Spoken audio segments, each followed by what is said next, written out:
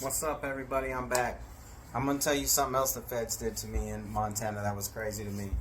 So I'm out in Montana and I'm doing whatever I'm doing, running amok, messing with broads, doing all that, selling dope.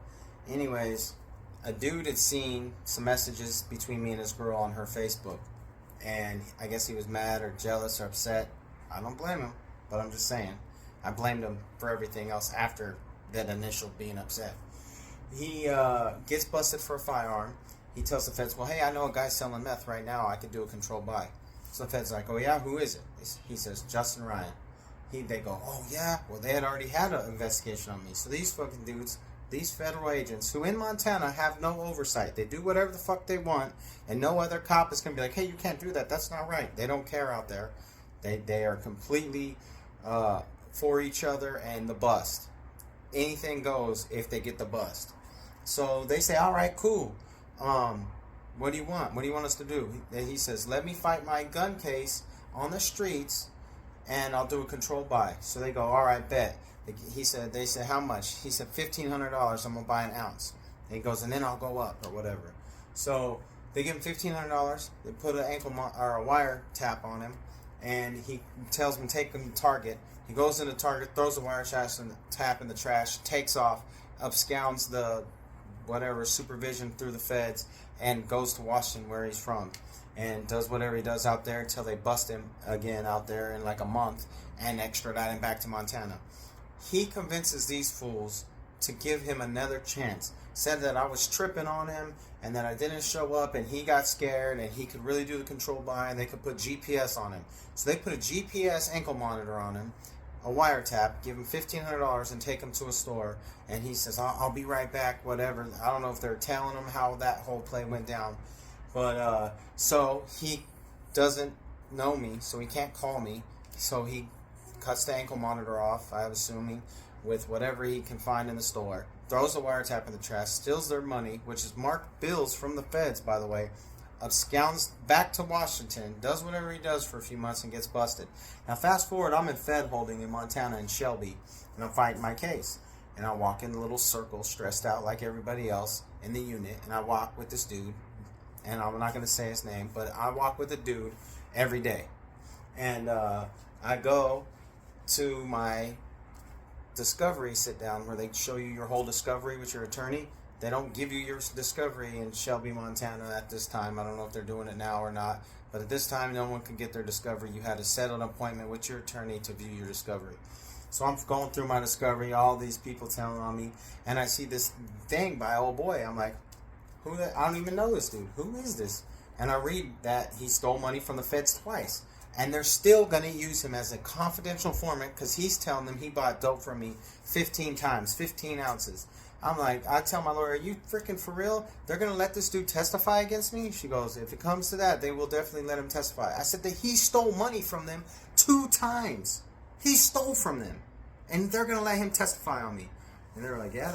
My lawyer's like, yeah, they're going to use it. I was like, this is ridiculous. I can't freaking believe this.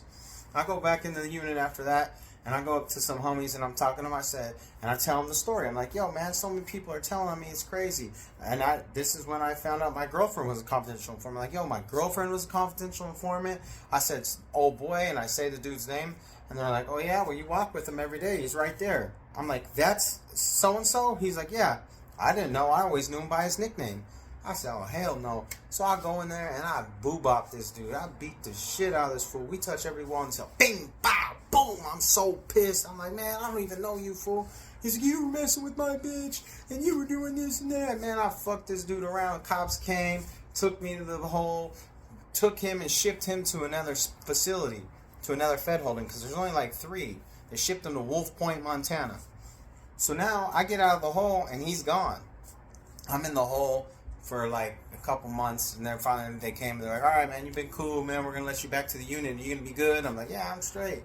So they let me back to the unit, and I'm in the unit like 2 days, and I'm in the unit playing cards, bop, bop, and then homies come up to me. Some new guys that came in, they're like, hey, fool, there's a new homie here. I'm like, oh yeah, where's he from? They're like, oh, he's from Billings. I'm like, oh yeah. They're like, but he's a sex offender. I said, what? They said, yeah, he's a sex offender, and he said he ain't leaving. I put the cards on. I said, he said he ain't leaving. I said, no, he's fucking leaving. So we go into the cell, and I smash this fool, right? And I'm gonna put his name out there because he's a sex offender. His name's Smiley. He's from Billings. And I smash Smiley. Pow, pow, pow. The homies let him get out. He like wiggles because he's like a little squirrely motherfucker, and he wiggles past me, and they let him out of the cell, and he takes off running. So I chase him up the little unit, and I trip him. Boom! When I trip him, he falls down, and I start smashing him. Man, there's a lieutenant right there. The lieutenant sprays me. They take me to the shoe, or the hole there. They take me to the hole. Then they're like, man, we're not holding you here no more. And Shelby's a sweet spot. You got a TV in your room. They got cable weights. They got good commissary, good food. They're like, we're shipping you. So they ship me. Guess where they ship me? Wolf Point, Montana. So they got a Fed unit. It's an 8-man unit. As soon as I get to the door, I got all my stuff. And it's one-way glass. Now, I could see in. The dudes in the unit, it's reflected glass. They can't see through. Wolf Point had just built this brand new state-of-the-art facility to hold like 30 dudes. It's crazy. And it's on the reservation. So I'm standing there. I'm standing there with all my stuff, and I'm looking, and there's freaking old boy that told on me that didn't even know me.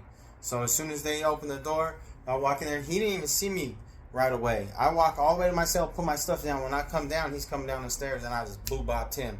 So then they took me. They're like, man, screw this. They took me to the shoe. They're like, you're going to Cascade County, and we're going to put you in the hole the whole time for West time while you're fighting your case.